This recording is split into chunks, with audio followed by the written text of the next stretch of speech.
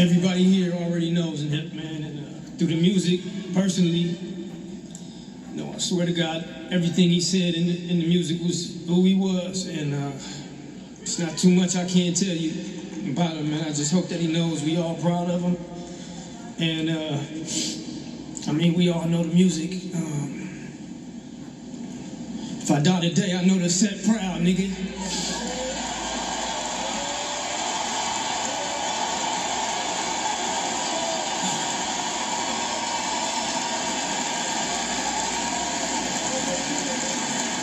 And that's how Nip thought, you know. He loved everybody, and he loved who he grew up with, where he grew up, and just wanted to inspire and always bring something back and make, you know, it wasn't about how some people think, handouts and giving. You know, when we was growing up, we just admired the people in the community that was hustling and had, because we grew up kind of had not, so they didn't have to give us anything. They inspired and showed us a way, and we molded ourselves after the positive people that wasn't on drugs, that wasn't alcoholics, the hustlers basically. And so they didn't have to really even say anything to us. They demonstrated with action. And you know, Nip, that's what Nip was about. Nip was about demonstrating and coming back that people could walk up, touch, see, and you know, he appreciated, whether he said it or not, the pats on the back, and it meant a lot to him. Bro, keep doing your thing, man. We appreciate what you're doing. You're making it look good. You know, you putting us on the map. You know, that shit meant a lot to him, and that shit meant a lot to me from everybody who did that.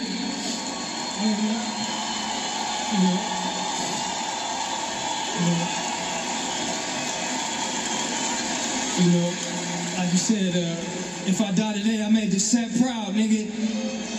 You made the world proud. You know, look at this shit, bro. This shit, you know, the whole family appreciates everything, and my grandma, you know, she loved him to death, and he loved her to death, and you know, I know she was already proud, but she can't even believe the news and the people calling and just the love that the people feel about bro. You know, is one thing that I know he's happy about also. Just the family understanding what he meant to everybody else is very big. I don't want to be long-winded, man. I just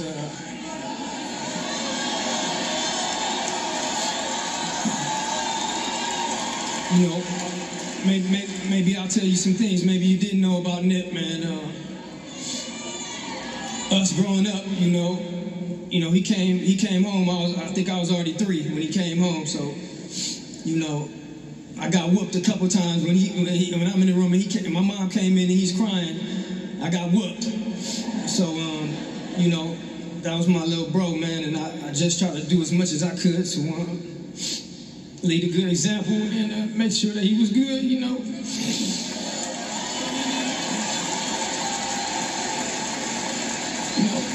I hope you know I loved him and I was proud of him, and you know, I know he loved me, man, and many a times, you know, growing up, remember the first time I got into we was fighting all the time, but the first time I got into a fight and got knocked out, man, it was on 60th, and I got knocked unconscious, and as I'm waking up, you know, Nip, younger than me, is pushing the guy, fighting him down the block. You know, I jump back up and run up, but you know, I just knew, you know, I always knew, but I said, all right, you know, bro held it down when I was out, so for sure, you know. And he was like that at all times, man, just growing up. You know, we had a little crew on 60th Street, and we would try to hustle up money, water lawns, shovel the neighbors' dog shit in the back, wash cars, for whatever we could get. And we'd work hard all day, and it seemed Nip would just put in 10 minutes and come back with 200-300, and we couldn't believe the shit. We like, man, I've been working 12 hours for $15 and you can hit the block with 200. You know, he always had a scheme. He was always so intelligent and charismatic. And as you can see in the pictures and the slideshows, man, he always had a bright smile on his face. And, you know, he walked in the room and he was the, he took over the room. He took control of the room and just positive. You know, people came to him since a young age. Even when we first had this first shop, Sloss and Tees, me and Fats and Nip, you know, Adam, we used to always say, soon as Nip pull up, you know, we didn't want all the homies hanging out in the front. You know, soon as Nip pull up, he's there for 10 seconds. I don't know, phone calls is being made, the whole hood is there.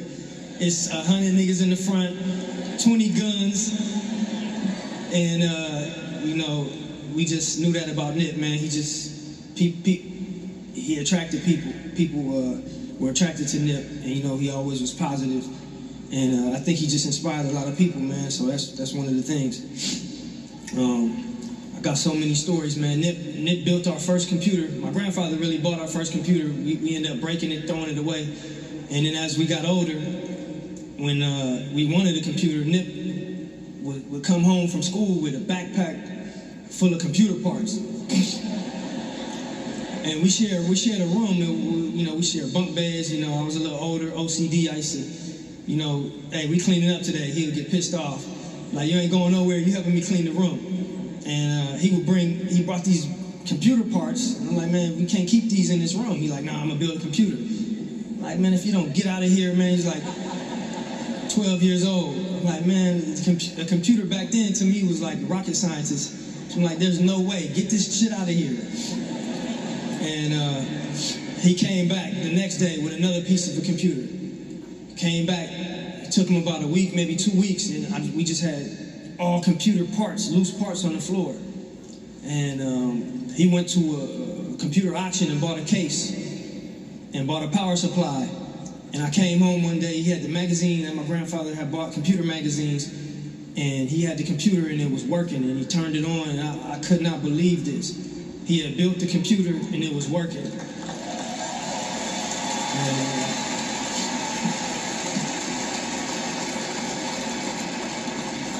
You know, at that point, I was just amazed, and, you know, I really was mind-boggled. I was just, you know, I was proud of him, and my mom, everybody, we couldn't believe it. And people in the family were coming over and was so astonished that his IQ, or just that he was able to do something like this. Later on, a couple years later, he ended up getting software and being able to record music on that computer. And I remember coming and hearing something that he recorded at a young age, and I couldn't believe that. I was amazed once again. I had to pull him to the side. I said, bro, did you write this? And he said, yeah. And man, it was so complex and something that amazed me again. You know, I came home the next day, I started writing. I said, shit, if bro did it, shit, let me see. Man, I must have wrote for 2 weeks, and I threw all that away. I said, okay, and skip me. You know, it's a real story, so I told him from there, you're special, you know, just whatever I can do, you know, we believe in moving fast forward.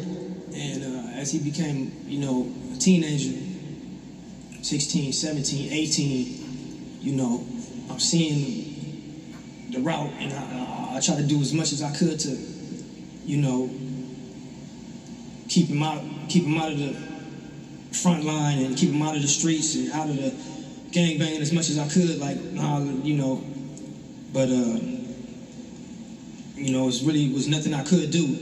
And only thing that, while I'm trying to get money and hustling, I was in my head like, only thing we may be able to do is help get this music career going, because I felt that was the only avenue and that was the only thing he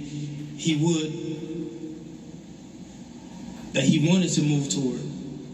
And I remember one of my goals was just anything I could do to help finance or help match him with or put my head together with. You know, that was gonna be one of my goals. So to see where he took it and just trying to make something legit for him to have, he ended up actually making something legit for me to have, and for us to have something legit, something inspirational to attach ourselves to, you know, and not have to be doing something illegal, or just to see the things that he did, the music, the people that he inspired, us having the shop, people coming from all over the world, man. It's to tell him is mind-boggling, man. It's like the Field of Dreams, you know. He built something and the people are coming, paying homage like a Mecca. They coming from all over the world, all over the country, and you know, it's something so special. And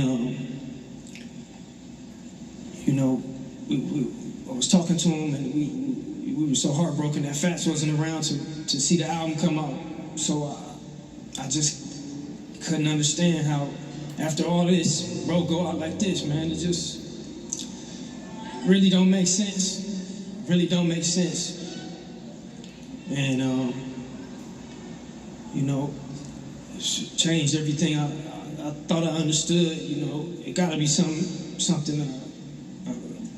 past this, man, for bro to go out like that. But you know, last thing I'm gonna say is, you know, I'm proud of bro. You know, he always looked out and always wanted other people to go. You know, it wasn't just about him getting there. You know, he'd been fly since a young age. You know, it wasn't about that. It was about bringing it back and inspiring and building. And he had so many plans, and he had so many people that he wanted to involve in his plans. And it was getting there. You know, we bought the lot, man, but I don't know how we did it. You know.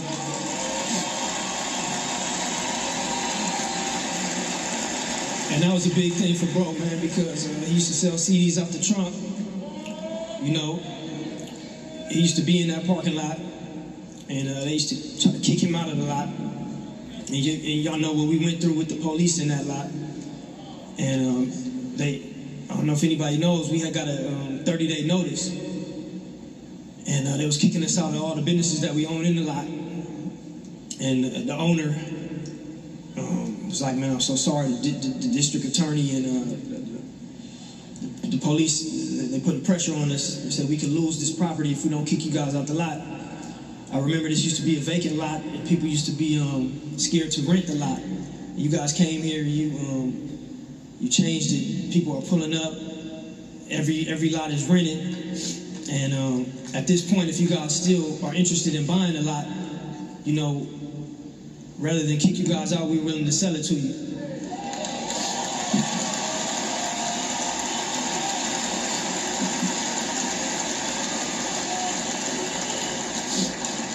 So at this point, man, you know, we was all broke. Nip had money invested everywhere.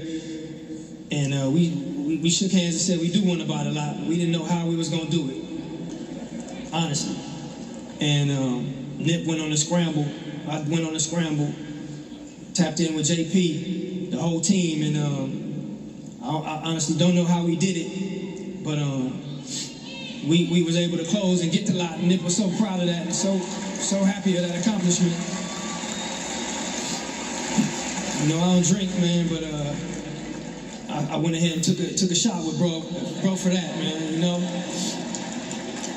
that and when the album came out, just even the Victory Lap album coming out, man, Nip said he was gonna do it. And that was so important for his debut album to finally really come out. And, you know, I'm just so happy that the album was able to come out and he was able to do what he said he was going to do. You know, a lot of people thought coming up and when he first got signed, he was going to get some money and leave. You know, like he said, they didn't have a fucking clue. You know what I mean? They had no clue of what he really was going to do. And, come on. Yeah, I want everybody to know, man, Nip, Nip put his heart and soul on Crenshaw Slauson. And we used to talk, you know, we gotta go. We don't know if we're gonna go at 80, 60, 30, or 20.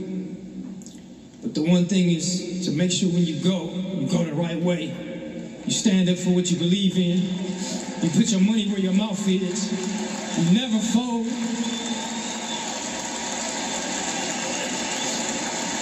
You never let the pressure sway you from doing what you want to do. You never let anything, the politics, stop you from coming around and staying around. And I hope everybody knows that that's what bro did. Bro stayed and he died on Crenshaw Slauson. And everybody who showed love, even the ones who didn't, Nip had nothing but love, nothing but love and respect and humbleness. And that's what I want to leave, man. I love him. And I hope I didn't leave anything out, man.